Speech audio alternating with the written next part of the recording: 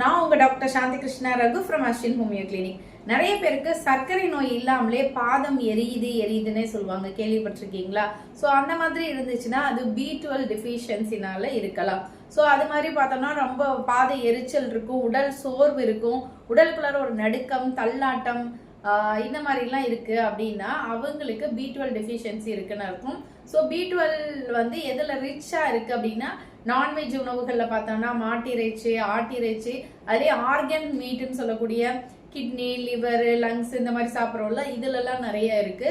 So அது மாதிரி மீன்ல நிறைய இருக்கு, முட்டையில நிறைய இருக்கு, பால் பொருட்கள்ல, சீஸ்ல, தயிர்ல இதுலலாம் நிறைய இருக்கு.